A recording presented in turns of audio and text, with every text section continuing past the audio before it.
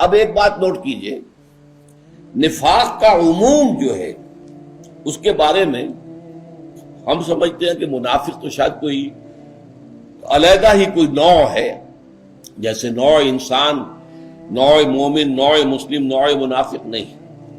منافق بھی مسلم ہوتا ہے for all legal purposes, for all practical purposes, منافق مسلم ہوتا ہے، البتہ اندر سے مومن نہیں ہوتا۔ مسلم ہے، قانوناً اسلام اس کا ثابت، لیکن اندر مومن نہیں ہے۔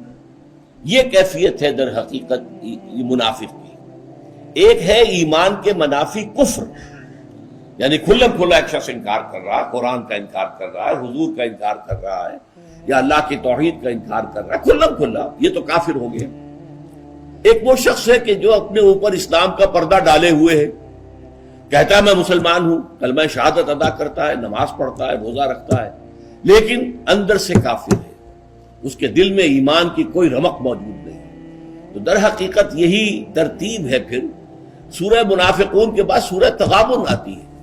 سورہ تغابن ہم اس منتخب نصاب کے دوسرے حصے میں پڑھ چکے ہیں، اور وہ حقیقت و ثمرات ایمان کے موضوع پر قرآن مجید کی جامع ترین صورت ہے۔ تو گویا کہ نفاق کا ایک مخالف ہے کفر، اس سے یہاں بحث نہیں ہو رہی۔ نفاق کا ایک دوسرا متضاد ہے ایمان، اس سے یہاں بحث ہو رہی ہے۔ تو ایمان کے دو مخالف سمجھیے، ایک کفر، اس سے بحث نہیں ہے، ایک نفاق کہ بظاہر ایک شخص مسلم ہے، وہ اقرار کر رہا ہے، لیکن حقیقت میں وہ مومن نہیں ہے۔ اچھا، اس کی صورتحال یہ ہے، ہم یہ سمجھتے ہیں عام طور پر کہ ہمارا نفاق سے کیا تعلق، ہم پر تو نفاق حملہ آور ہو ہی نہیں سکتا۔ دیکھیے اس میں حضرت حسن بصری رحمت اللہ علیہ کا قول ہے، ما امنہ الا منافق ولا خافہ الا مومن۔ نفاق کا خوف صرف مومن کو ہوتا ہے۔ جس کے پاس کوئی دولت ہے اسے ڈر ہے نا کہ ڈاکہ نہ پڑ جائے، چوری نہ ہو جائے۔ جس کے پاس ایمان ہے اسے نفاق کا اندیشہ رہتا ہے، کہیں نفاق کا ڈاکہ نہ پڑ جائے اور میرا ایمان جاتا نہ رہے۔ منافق کے پاس ایمان ہے ہی نہیں تو خوف کا ہے گا؟ اب کیا ڈاکو آئے گا تو کیا لے جائے گا، چور آئے گا تو کیا لے جائے گا؟ وہ غالب کا بڑا پیارا مصرع ہے کہ رہا کھٹکا نہ چوری کا، دعا دیتا ہوں رہزن کو۔ بھئی میری ایک پوٹلی تھی، پوٹلی میں کوئی مال تھا میرا، وہ چور لے گیا، اب مجھے کوئی کھٹکا نہیں، میں پاؤں پھیلاتے سوؤں گا، اب میرے پاس ہے ہی کیا جو چوری اور کوئی کر کے لے جائے گا۔ تو یہ کہ دعا دیتا ہوں رہزن کو کہ رہا کھٹکا نہ چوری کا، دعا دیتا ہوں رہزن کو، اب میرے پاس کچھ ہے ہی نہیں تو کیا لے گا، کوئی کیا چرائے گا؟ اس لیے فرمایا کہ ما امنہ الا منافق ولا خافہ الا مومن۔ اسی طریقے سے حضرت حنظلہ رضی اللہ تعالیٰ عنہ کا ایک واقعہ آتا ہے کہ یہ بہت ہی سبق آموز ہے۔ عن ابی عثمان النہدی عن حنظلہ الاسیدی قال، یہ حضرت ابو عثمان سے روایت ہے حضرت حنظلہ سے، قال وکان من کتاب رسول اللہ صلی اللہ علیہ وسلم، حالانکہ وہ حضور کے کاتبوں میں سے تھے، یعنی معتمد علیہ ترین جو لوگ ہوتے تھے ان سے حضور اپنی وحی کی کتابت کراتے تھے۔ قال لقینی ابو بکر فقال کیف انت یا حنظلہ، وہ کہتے ہیں کہ میری ملاقات ہوئی حضرت ابو بکر سے تو انہوں نے مجھ سے پوچھا کیسے حال ہے، کیا حال ہے تمہارا حنظلہ؟ قال قلت نافق حنظلہ نافق حنظلہ نافق حنظلہ، میں نے عرض کیا کہ حنظلہ تو منافق ہو گیا، حنظلہ تو منافق ہو گیا، حنظلہ تو منافق ہو گیا۔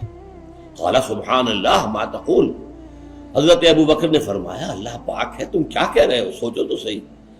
قال قلت نکون عند رسول اللہ صلی اللہ علیہ وسلم یذکرنا بالنار والجنت حتی کأننا رأی العین، میں نے کہا کہ جب ہم ہوتے ہیں حضور کی خدمت میں، حضور کی صحبت میں، اور آپ ہمیں نصیحت فرماتے ہیں، یاد دہانی کراتے ہیں، جہنم کا ذکر کرتے ہیں اور جنت کا ذکر کرتے ہیں، تو ہمیں ایسا محسوس ہوتا ہے کہ ہمیں جنت اور دوزخ آنکھوں سے نظر آ رہی ہے، اس درجے یقین ہمیں پیدا ہو جاتا ہے۔ فَإِذَا خَرَجْنَا مِنْ عِنْدِ رَسُولِ اللَّهِ صلی اللہ علیہ وسلم، پھر جب ہم حضور کے پاس سے نکل کر آپ کی صحبت سے اٹھ کر آتے ہیں، عَافَسْنَا الْأَزْوَاجَ وَالْأَوْلَادَ، اب اس کے بعد آ کر ہم بیویوں میں اور اولاد میں مشغول ہو جاتے ہیں۔ پھر ہماری وہ کیفیات نہیں ہوتی. فضیعات فنسینا کثیرا، اور ضائع کرنے والی چیزوں میں ہم مشغول ہو جاتے ہیں تو بہت سی باتیں ہم بھول جاتے ہیں. قال ابو بکر فواللہ الا نلقى مثل هذا، حضرت ابو بکر نے فرمایا، اگرچہ حضرت ابو بکر خود جواب دے سکتے تھے، وضاحت کر سکتے تھے، لیکن انہوں نے موقع کو اچھا سمجھا. فرمایا بھائی اللہ کی قسم یہ کیفیت تو میری بھی ہے. فانطلقت انا وابو بکر حتى دخلنا على رسول اللہ صلی اللہ علیہ وسلم، تو اب میں اور ابو بکر دونوں چلے یہاں تک کہ حضور کے پاس ہم داخل ہوئے، حضور جہاں تشریف فرما تھے.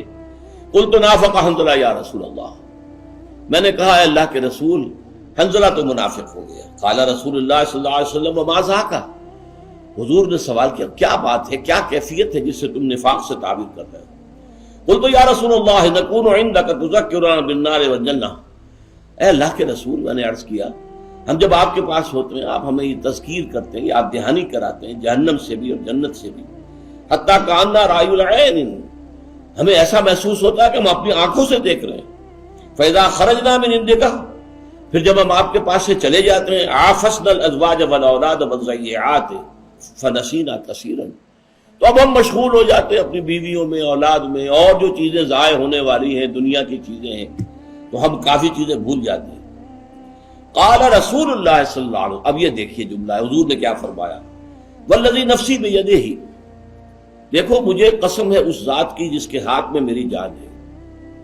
ان لو تدومون علی ما تکونون عندی وفی الذکر، اگر تمہاری وہ کیفیت مسلسل رہے جو میری صحبت میں ہوتی ہے اور ذکر کے وقت ہوتی ہے، لصافحتکم الملائکۃ علی فرشکم، تو پھر فرشتے تم سے تمہارے فرش، تمہارے بستروں پر مصافحہ کرنے کے لیے آتے ہیں.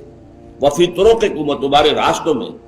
ولکن یا حنظلۃ ساعۃ وساعۃ، یہ کیفیات جو ہیں یہ تو کبھی کبھی نصیب ہوتی ہیں، اس کی دوام نہیں ہو سکتا. یہ کیفیت کہ جیسے آنکھوں سے تم دیکھ رہے ہو جنت کو اور آنکھوں سے دیکھ رہے ہو دوزخ کو، یہ کیفیت جو ہے ساعتاً فساعتاً کبھی کبھی حاصل ہوتی ہے، ہمیشہ نہیں ہوتی. یہ صحیح مسلم کی روایت ہے.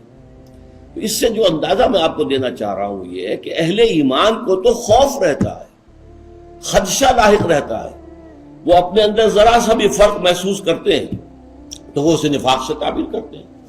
اب دیکھیے حضرت حذیفہ رضی اللہ تعالی عنہ کو حضور نے کچھ منافقین کے نام بتا دیے تھے. غزوہ تبوک سے جب واپس آ رہے تھے تو ایک تنگ سی گھاٹی میں سے گزر ہوا جہاں سے بس ایک اونٹ ایک وقت میں گزر سکتا تھا.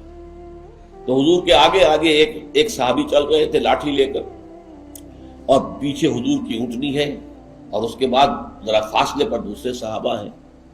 تو کچھ منافق وہاں چھپے ہوئے تھے، انہوں نے حملہ کیا حضور کی جان لینے کے لیے. تو وہ جو صاحب آگے تھے لاٹھی لے کر، انہوں نے اپنی لاٹھی کی مدد سے انہیں کھدیڑ دیا وہاں سے. پھر حضور نے فرمایا حنظلہ تم چاہو تو میں تمہیں ان کے نام بتا دوں. حالانکہ وہ رات کا وقت تھا اور انہوں نے ڈھاٹھے باندھے ہوئے تھے اپنے، اور اپنا چہرے بالکل ڈھانکے ہوئے تھے.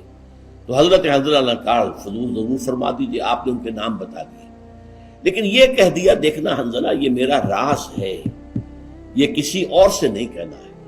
اس لیے کہ اصل میں تبوک سے واپسی کے بعد پھر حضور نے جہاد شروع کیا ہے منافقین کے خلاف.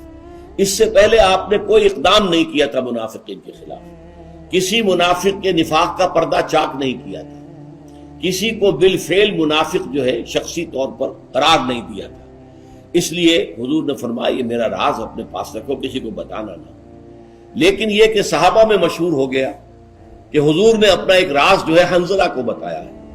صاحب سر النبی صلی اللہ علیہ وسلم، یہ اصل میں حضور کے رازدان ہیں اور ایک راز حضور کا ان کے پاس ہے. اب یہ دیکھیے حضرت حذیفہ سے سوال کرتے ہیں حضرت عمر.